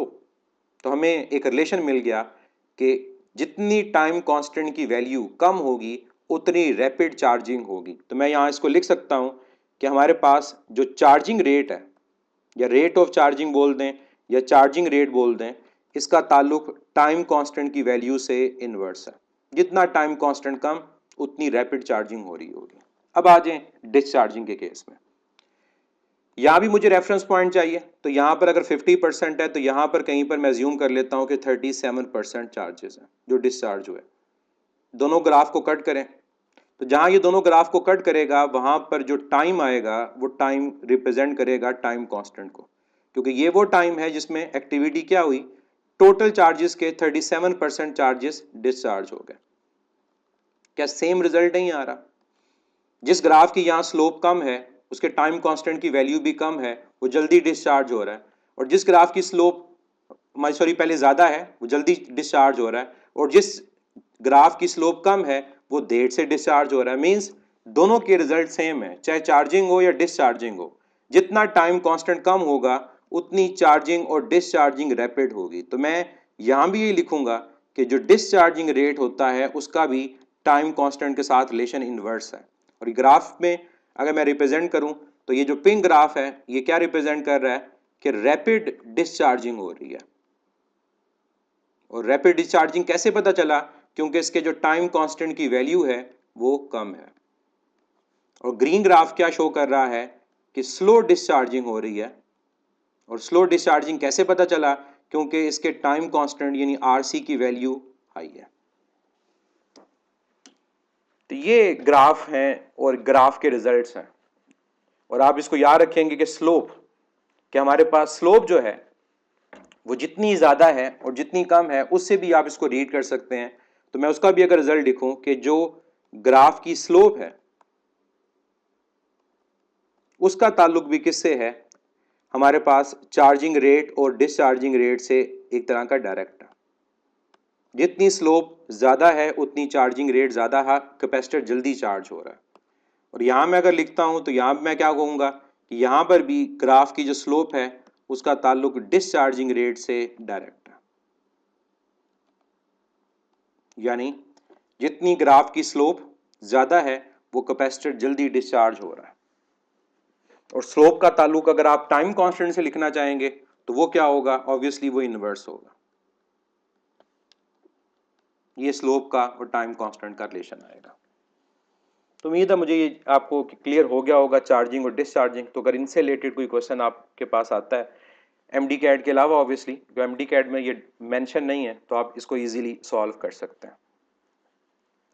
कैपेसिटर के हवाले से लास्ट पॉइंट, कैपेसिटर को अगर हम डीसी और एसी के साथ अटैच करते हैं तो कैपेसिटर का बिहेवियर क्या है? तो फिर आपसे जब पूछा भी जाता है कि कैपेसिटर कहाँ ब्लॉक होता है तो हम कहते हैं कैपेसिटर डीसी के क्रॉस ब्लॉक होता है। तो कैपेसिटर को अगर अक्रॉस डायरेक्ट करंट सोर्स और कैपेसिटर का cross alternating current source attach करने का बिहेवियर। डीसी में आप लोग जानते हैं कि फ्रीक्वेंसी की वैल्यू जीरो होती है और एसी में फ्रीक्वेंसी की वैल्यू नॉन जीरो है। अब फ्रीक्वेंसी के जीरो और नॉन जीरो होने से क्या होगा? आप लोग एक टर्म पढ़ते हैं कैपेसिटिव रिएक्टेंस। जैसे रेजिस्टर की रेजिस्टेंस होती है, इंडक्टर की इंडक्टेंस होती है, इंडक्टिव रिएक्टेंस। इसी तरह कैपेसिटर की जो अपोजिशन है कि वो करंट को कितना अपोज करता है, हम उस फैक्टर को नाम देते हैं कैपेसिटिव रिएक्टेंस का। और कैपेसिटिव रिएक्टेंस का फ्रीक्वेंसी के साथ जो रिलेशन होता है वो इन्वर्स होता है। ये इसका रिलेशन है 1/2 पाई FC। जब आप चैप्टर 16 में पढ़ते हैं कैपेसिटिव सर्किट के अंदर, तो आप देखते हैं कि फ्रीक्वेंसी ज़्यादा है या कम है, उससे पता चलता है कि आप पोजीशन ज़्यादा होगी या कम होगी। इसी चीज़ को अप्लाई करें ज़रा DC और AC के ऊपर। जब DC के अंदर फ्रीक्वेंसी की वैल्यू 0 आएगी तो कैपेसिटिव रिएक्टेंस इनफाइनाइट आएगी, और AC में फ्रीक्वेंसी नॉन ज़ीरो है तो कैपेसिटिव रिएक्टेंस भी नॉन ज़ीरो है, मतलब है ज़रूर लेकिन इनफाइनाइट नहीं है। अब इनफाइनाइट होने का मतलब क्या है? जब रेजिस्टेंस इनफाइनाइट होती है तो करंट पास नहीं करता, करंट की वैल्यू जीरो हो जाती है, एक ओपन सर्किट की तरह बिहेव करेगा। तो ये रीजन है कि कैपेसिटर डीसी के क्रॉस ब्लॉक हो जाता है, क्योंकि एक खास टाइम के बाद जब प्लेट फुली चार्ज हो जाएगी तो फर्दर करंट मूव नहीं कर पाता।